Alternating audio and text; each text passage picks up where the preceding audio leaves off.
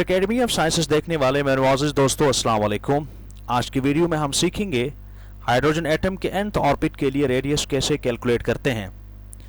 इस तरह की तालीमी वीडियोस के लिए आप चैनल को सब्सक्राइब करके हमारी फैमिली का हिस्सा बनिए और बेल के आइकन को दबाना ना भूलिए ताकि हमारी वीडियोस आपको बर वक्त मिल सकें। शुक्रिया। तो आइए चलते हैं आज के वीडियो की तरफ। हाइड्रोजन एटम के लिए रेडियस सबसे पहले कैलकुलेट किया था नील बोहर ने। नील बोहर एक डैनिश फिजिस्ट था जिसने सबसे पहले हाइड्रोजन एटम के लिए रेडियस कैलकुलेट किया था। अच्छा, हम ये क्यों कहते हैं हाइड्रोजन एटम के पास एक ही शेल होती है, नॉर्मली एक ही इलेक्ट्रॉन होता है, एक ही शेल होती है, इसके बावजूद भी हम ये कहते हैं कि हाइड्रोजन एटम के nth ऑर्बिट के लिए हम रेडियस कैलकुलेट करते हैं। देखिए, इसमें जो लॉजिकल बात है वो ये है कि जब भी हम किसी एटम को एनर्जी प्रोवाइड करते हैं तो वो एनर्जी एब्जॉर्ब करके लोअर एनर्जी लेवल से अपर एनर्जी लेवल में चला जाता है। इसी तरह अगर आप मजीद एनर्जी प्रोवाइड करेंगे तो वो मजीद एनर्जी एब्जॉर्ब करके उससे अपर जो एनर्जी लेवल है उसमें चला जाएगा। तो हाइड्रोजन एटम के केस में भी यही है कि जब भी हम हाइड्रोजन एटम को एनर्जी प्रोवाइड करेंगे तो वो इलेक्ट्रॉन जो है वो लोअर एनर्जी लेवल से एनर्जी एब्जॉर्ब करके हायर एनर्जी लेवल तक जाएगा। लेकिन इसमें शर्त यह है कि हमें इससे कम एनर्जी देनी होगी। ये जो एनर्जी है 1312 kilojoule per mole, this is the ionisation energy of hydrogen atom. अगर आप इतनी एनर्जी देंगे तो हाइड्रोजन एटम में से इलेक्ट्रॉन जो है निकलेगा और दोबारा जो है वो इलेक्ट्रॉन रिटर्न नहीं होगा। लेकिन जब आप इससे कम एनर्जी देंगे तो जितनी एनर्जी एब्जॉर्ब करके हाइड्रोजन एटम के अंदर इलेक्ट्रॉन ऊपर गया था, जब वो वापस नीचे आएगा तो उतनी ही एनर्जी ये रिलीज करेगा। That energy is delta E, और डेल्टा ई जो है वो एच न्यू के बराबर होता है। और इस इक्वेशन को सबसे पहले डेवलप किया था मैक्स प्लैंक ने। तो इसमें आपने कंफ्यूज नहीं होना कि nth ऑर्बिट हम क्यों यूज करते हैं, क्योंकि हाइड्रोजन में तो एक ही शेल होती है, एक ही इलेक्ट्रॉन होता है, लिहाजा हमें सिर्फ सिंगल शेल या सिंगल ऑर्बिट ही कहना चाहिए। लेकिन यहां हम nth का वर्ड जो है वो इसलिए यूज करते हैं। हाइड्रोजन एटम के nth ऑर्बिट के लिए रेडियस कैलकुलेट करने के लिए कंसीडर करते हैं हम एक एटम को, एक एटम जिसमें न्यूक्लियस के गिर्द जो है वो इलेक्ट्रॉन रिवॉल्व करता है इन अ सर्कुलर पाथ। लेकिन ये याद रखें, सर्कुलर पाथ नहीं होता, ये बोहर के दौर की जो है वो हम डिस्कशन करते हैं। सर्कुलर पाथ जिसमें इलेक्ट्रॉन जिसका मास m है वो एक सर्टेन वेलोसिटी v के साथ न्यूक्लियस के गिर्द जो है वो रिवॉल्व कर रहा है। अब इस इलेक्ट्रॉन के ऊपर जो है वो दो तरह की फोर्सेस लग रही।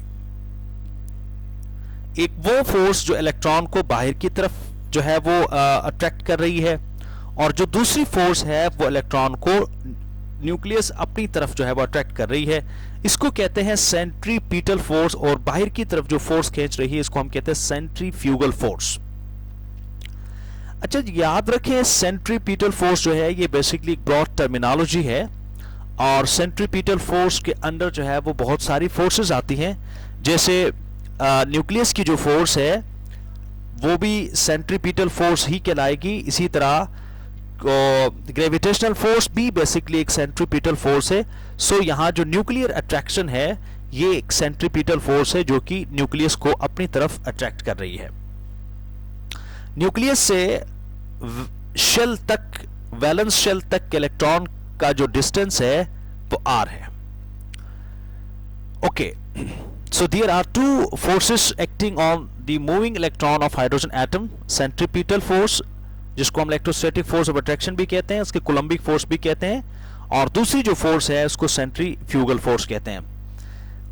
कूलम्स लॉ के मुताबिक जो कोलम्बिक फोर्स होगी, ये वाली फोर्स जो न्यूक्लियस की फोर्स है और इलेक्ट्रॉन को अपनी तरफ अट्रैक्ट कर रही है, इसके मुताबिक ZE plus into e minus divided by 4 pi epsilon not r square. देखिए इसमें Z क्या है, इसमें Z जो है बेसिकली नंबर ऑफ प्रोटॉन्स है, E plus is the charge on proton, basically this is nuclear charge. into E minus is the charge on electron divided by 4 pi epsilon naught r square। यहाँ 4 पाई और epsilon not जो है ये तीनों constant है r square. इसको simply अगर आप सॉल्व करेंगे ZE square divided by 4 pi epsilon nought r square equation बनेगी। यहाँ epsilon not is vacuum permittivity constant या इसको फ्री स्पेस परमिटिविटी कांस्टेंट भी कहते हैं और इसकी कांस्टेंट की value 8.84 into 10 power -12 coulomb square पर जाउल पर मीटर जो है वो इसकी यूनिट होती है। इसी तरह जो दूसरी फोर्स एक्ट करती है इलेक्ट्रॉन के ऊपर that is centrifugal force. Centrifugal force का फार्मूला होता है mv square divided bye r। Since neither electron falls on nucleus nor escaped out from the hydrogen atom, because these two forces are equal and opposite to each other, so electron is revolving in a fixed energy level around the nucleus। तो first जो force है तो जाहिर है दोनों forces चूंकि बराबर है लिहाजा सेंट्रीफ्यूगल फोर्स और सेंट्रीपीटल फोर्स जो है वो दोनों क्या होंगी, बराबर होंगी। अगर आप इस इक्वेशन को मजीद थोड़ा सा सिंप्लीफाई करें, r जो है वो यहाँ डिवाइड हो रहा था दूसरी तरफ जाके यहाँ डिवाइड हो रहा था दूसरी तरफ जाके r मल्टीप्लाई होगा। अब ये r जब दूसरी तरफ जाएगा तो यहाँ मल्टीप्लाई होगा, r एक r से कैंसिल हो जाएगा। कैंसिल होने के बाद mv square divided bye ZE square divided by 4 pi epsilon nought r। एक सिंपल देखिए यहाँ स्क्वायर था, यहाँ सिर्फ सिंगल r है तो ये r दूसरी तरफ जाके मल्टीप्लाई हो रहा था तो r से कैंसिल हुआ, सिर्फ एक ही r बचा। सो हमारे पास इक्वेशन नंबर 2 बनी mv square is equal to ZE square divided by 4 pi epsilon nought r। और यहां से हम r फाइंड कर सकते हैं। r जब दूसरी तरफ जाएगा तो ये पूरी की पूरी टर्म जो है वो डिनोमिनेटर में जो है वो आ जाएगी, mv स्क्वायर जो है वो इसकी जगह आएगा और r जाके दूसरी तरफ जाएगा। अच्छा मजे की बात यह है कि इस इक्वेशन को भी तो हम रेडियस कैलकुलेट करने के लिए यूज कर सकते हैं, लेकिन हम क्यों नहीं यूज कर सकते हैं इस इक्वेशन को रेडियस कैलकुलेट करने के लिए? इसलिए नहीं कर सकते हैं, यहां शेल नहीं है। शेल के लिए कोई ऐसा पैरामीटर नहीं है जिसकी मदद से हम न्यूक्लियस से वैलेंस शेल तक का जो डिस्टेंस है वो कैलकुलेट कर सकें। देखिए रेडियस की डेफिनेशन यही है, the distance from the nucleus to the outermost shell of an atom is known as radius. तो रेडियस के लिए हमें n चाहिए, n यानी प्रिंसिपल क्वांटम नंबर चाहिए यानी शेल चाहिए। अब n हासिल करने के लिए हम क्या करेंगे? अच्छा इससे पहले अब हम इस इक्वेशन के अंदर अगर हम देखें तो रेडियस और जो मूविंग इलेक्ट्रॉन है,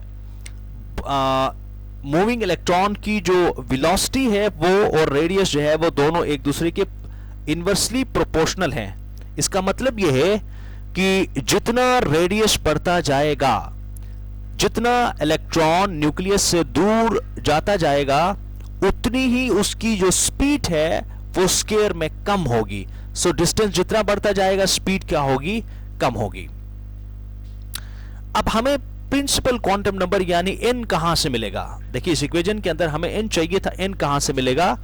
n हासिल करने के लिए according to Niels Bohr the angular momentum of electron is, angular momentum की इक्वेशन होती है mvr equal to nh divided by 2 pi. अच्छा यहां एंगुलर मोमेंटम से क्या मुराद थे? एंगुलर मोमेंटम से मुराद ये है, देखिए जब भी कोई मैसिव बॉडी जिसका मास होता है एक सर्टेन वेलोसिटी से जब मूव करती है तो उसके अंदर वेलोसिटी आती है। अगर वो बॉडी लीनियर में मूव करे तो ये लीनियर मोमेंटम कहलाएगी, जिसको हम mv कहते हैं। अगर कोई मैसिव बॉडी जो सर्टेन वेलोसिटी से मूव करे किसी सर्कल के अंदर तो उसमें जो मोमेंटम आएगी उसको कहते हैं हम एंगुलर मोमेंटम। तो इलेक्ट्रॉन चूंकि सर्कल के अंदर मूव करता है तो इसकी जो एंगुलर मोमेंटम की वैल्यू होगी, इक्वेशन बनेगी mvr is equal to nh divided by 2 pi. ये इक्वेशन नंबर 4 कहलाएगी। यहां से हम v के लिए जो है वो इक्वेशन यहां से बाकी दोनों m और r दूसरी तरफ जाएंगे तो v is equal to nh divided by 2 pi mr। Now taking square on both sides, जब दोनों तरफ आप स्क्वायर लेंगे v square divided by n square h square divided by 4 pi square m square r square. So ये बन जाएगी equation number 5। Okay, अब आपने क्या करना है, आपने यहां से v स्क्वायर को इक्वेशन नंबर 3 के अंदर, इक्वेशन नंबर 3, ये वाली इक्वेशन अगर आप एक स्लाइड पे जाके देखें तो ये इक्वेशन नंबर 3 थी हमारी। इस इक्वेशन की ये जो यहां v स्क्वायर है, यहां इस v स्क्वायर को हम सब्स्टिट्यूट करेंगे इस पूरी इक्वेशन से। जब आप सब्स्टिट्यूट करेंगे तो हमारे पास इक्वेशन ये बन जाएगी, r is equal to z e square divided by 4 pi epsilon not r m into 4 pi square m square r square divided by n square h square. Okay, अब उसके बाद यहां से r स्क्वायर जो है यहां मल्टीप्लाई हो रहा था, दूसरी तरफ आके जब डिवाइड होगा तो एक r से कैंसिल हो जाएगा, तो 1 डिवाइडेड बाय r बचेगा, बाकी जो है वो Z e square pi m। अच्छा, ये पाई पाई से कैंसिल हो जाएगा, और इसी तरह बाकी जो पैरामीटर्स हैं वो हमारे पास epsilon not h square n square की शक्ल में इस इक्वेशन के अंदर रह जाएंगे। अब यहां से हम क्रॉस मल्टीप्लाई कर सकते हैं। जब आप इसको क्रॉस मल्टीप्लाई करेंगे तो r into Z e square pi m इस तरफ, और इसको इस तरफ अगर क्रॉस मल्टीप्लाई करेंगे epsilon not n square h square बन जाएगा। यहां से आप r फाइंड कर सकते हैं r के लिए, और यहां दूसरी ये पूरी जो टर्म है दूसरी तरफ जाके क्या हो जाएगी, डिवाइड हो जाएगी, से इसको हम इक्वेशन नंबर 6 कहते हैं। ओके, यहां h क्या है, h एप्सिलॉन नॉट, जैसे हम पहले डिस्कस कर चुके हैं, ये फ्री स्पेस परमिटिविटी है। n is the principal quantum number जो शेल्स को डेजिग्नेट करता है, रिप्रेजेंट करता है। h is the Planck's constant, और प्लैंक्स कांस्टेंट की वैल्यू है 6.626070004 into 10 power -34 metre square kg per second. Hydrogen atom के केस में z यानी एटॉमिक नंबर 1 होता है, लिहाजा इस इक्वेशन के अंदर z की वैल्यू हम 1 पुट करेंगे। जब आप 1 पुट करेंगे तो यहां से r की वैल्यू, r की जो इक्वेशन बनेगी वो epsilon not n square h square divided by pi m e square हमारे पास इक्वेशन बनेगी। अब इस पूरी इक्वेशन को, ये जो इक्वेशन है, इस इक्वेशन के अंदर n स्क्वायर, ये भी कांस्टेंट है, ये भी कांस्टेंट है, ये भी कांस्टेंट है, मास ऑफ इलेक्ट्रॉन भी कांस्टेंट है, चार्ज एंड इलेक्ट्रॉन भी कांस्टेंट है, तो सबके सब कांस्टेंट है, सिर्फ और सिर्फ वेरिएबल यहाँ n स्क्वायर है। तो इस वेरिएबल को हम अलग करते हैं, बाकी जितने भी कांस्टेंट्स हैं इनको, यानी इन तमाम कांस्टेंट्स को मिला के हम a नॉट का नाम देते हैं। तो सिंपल इक्वेशन बनेगी r is equal to n square into a naught. Okay, अब जब इसमें तमाम कांस्टेंट्स की वैल्यूज को पुट करके जब कैलकुलेट करते हैं तो हमारे पास फाइनल जो वैल्यू आती है वो 0.529 इंटू 10 पावर -10 मीटर, जो कि एंगस्ट्रॉम के बराबर होती है। r is equal to equation बनेगी n square into 0.52 angstrom. Here n is the orbit, nth orbit. अब इसमें अगर आप n की वैल्यू 1 पुट करेंगे तो आपके पास रेडियस हाइड्रोजन एटम का फर्स्ट शेल तक का जो डिस्टेंस होगा न्यूक्लियस से, उसकी वैल्यू होगी 0.529 एंगस्ट्रॉम। अगर आप n की वैल्यू 2 पुट करेंगे तो आपके पास ये वैल्यू आएगी, ये वाली वैल्यू 2.116। इसी तरह आप यहां n की वैल्यू पुट करते जाएं and you will get the value of radius of that respective orbit. Thank you.